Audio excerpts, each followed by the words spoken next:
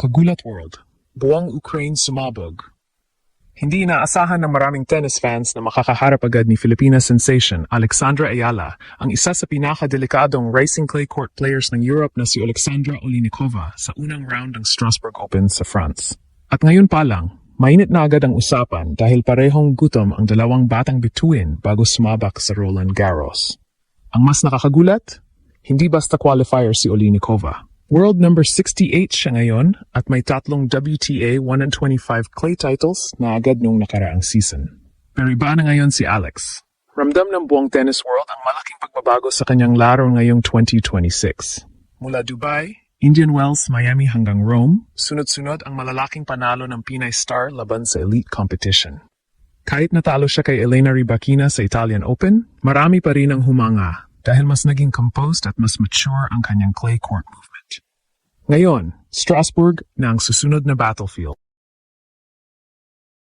At dito masusubok kung gaano na talaga kalakas ang bagong bersyon ni Alex. Delikado si Olinikova dahil aggressive ito sa baseline at kayang magpahaba ng rallies hanggang mapagod ang kalaban. Pero ayon sa mga analysts, mas kompleto na ngayon ang laro ni Alex. Mas mabilis kumalaw, mas matatag mentally, at mas handa sa physical battles ng clay season. Kaya ngayon, hindi lang simpleng first round match ito. Para sa maraming Pinoy fans, isa itong malaking babala sa buong Europe. Paparating na talaga si Alex. At kapag nanalo siya rito, posible na namang sumabog ang pangalan ng Pilipinas sa international tennis scene. Pagdating pa lang ni Alex sa Strasbourg Open, ramdam agad maraming tennis fans na kakaiba ang atmosphere sa tournament na ito. Hindi ito ordinaryong preparasyon lang para sa French Open. Para kay Alex, isa itong pagkakataon para patunayan na hindi na siya simpleng promising Asian player. Ngayon, isa na siyang tunay na banta sa women's tennis circuit. At ang unang haharang agad sa kanya, ang Ukrainian clay specialist na si Alexandra Olinikova, isang player na tahimik pero napakadelikado kapag nasa clay courts. Kaya literal na sumabog ang social media sa Ukraine at Europe nang lumabas ang official first round matchup. Maraming Ukrainian tennis supporters ang naniniwalang kaya ni Olinikova na pabagsakin ang Pinay sensation dahil sa kanyang experience sa clay. Tandaan natin, si Olinikova ay lumaki sa European clay court system. Ibig sabihin, sanay siya sa mahahabang rallies, sliding movement, at strategic point construction. Hindi siya yung klase ng player na basta-basta nagpapanik kapag naiipit sa rallies.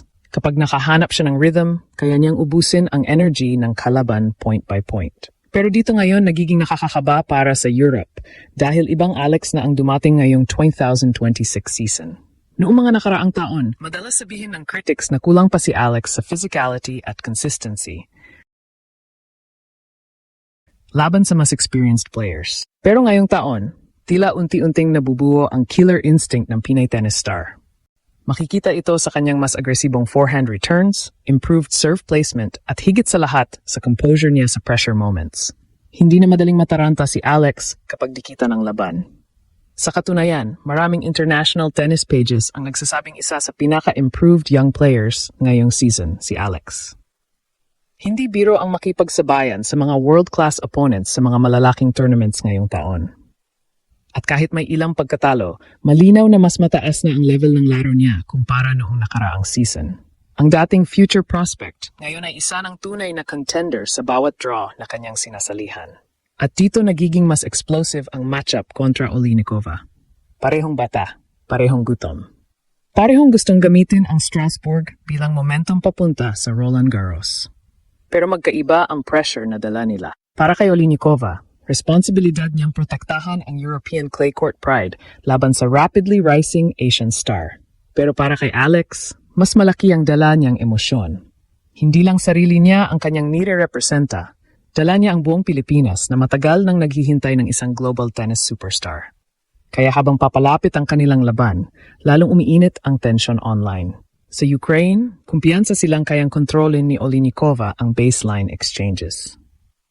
Pero sa Pilipinas, marami ang naniniwalang ito na ang simula ng panibagong breakout run ni Alex sa Europe. At kapag nag-click ang aggressive game ni Alex sa clay, posible talagang may isa namang tennis nation ang mabigla sa lakas ng Pinay phenom. Habang papalapit ang opening match ni Alex sa Strasbourg Open, mas lalong nagiging mabigat ang pressure sa magkabilang kampo. Hindi lang ito simpleng laban ng dalawang young players. Para itong banggaan ng dalawang magkaibang tennis worlds, ang traditional European clay court system laban sa mabilis na pag-angat ng Asian tennis movement na ngayon ay pinapangunahan ng isang Pinay sensation. At dito nagiging delikado ang sitwasyon para kay Alexandra Oleinikova. Sa papel, may advantage talaga ang Ukrainian star. Mas mataas ang ranking niya, mas marami siyang clay court battles sa Europe, at mas sanay siya sa mabagal at pisikal na rallies ng clay season. Kapag naging sobrang haba ng exchanges, maaring doon niya subukang durugin si Alex mentally at physically. Kilala si Oleinikova bilang player na kayang pilitin ang kalaban na magkamali sa pamamagitan ng consistency at matinding patience sa baseline.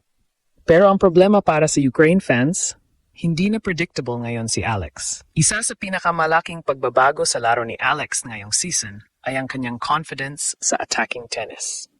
Dati, mas maingat siyang maglaro laban sa higher-ranked opponents. Pero ngayon, kahit world-class players ay sinusugod niya agad gamit ang heavy forehand at aggressive court positioning. Kapag nag-init ang kanyang offense, kaya niyang kontrolin ang tempo ng laban kahit laban sa mas experienced clay specialists. At yun mismo ang kinatakutan ngayon ng ilang European analysts. Kapag pinayagan nilang makuha ni Alex ang momentum ng maaga, posibleng mawala agad ang control ni Oleinikova sa match. Dahil kapag confident si Alex, bigla siyang nagiging napaka-dangerous emotionally. Doon pumapasok ang kanyang pinakamalaking sandata. Ang energy at belief na dala niya bilang representante ng Pilipinas.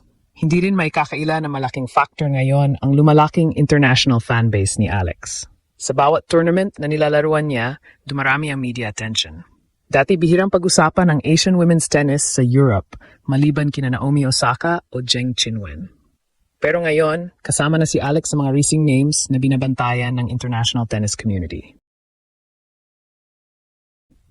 At mas lalong sumabog ang hype matapos ang kanyang mga giant-killing performances ngayong season. Kahit ang ilang dating critics niya, nagsisimula ng maniwala na kaya talaga niyang maging future Grand Slam contender kapag tuluyang nag-mature ang kanyang game. Kaya para sa maraming Pinoy fans, napakalaki ng kahulugan ng Strasbourg Open na ito. Hindi lang ito tungkol sa isang panalo sa first round. Isa itong test kung handa na ba talaga si Alex na maging permanenteng banta sa elite level ng women's tennis. Dahil kapag natalo niya si Oleinikova sa clay, isang surface na traditionally pabor sa Europeans, magiging malakas itong mensahe sa buong tennis world na hindi na dapat maliitin ang Pilipinas sa international tennis. At kapag muling sumabog ang raketa ni Alex sa Strasbourg, baka hindi lang Ukraine ang mabigla. Posibleng buong Europe na mismo ang mapatingin sa bagong mukha ng Asian tennis.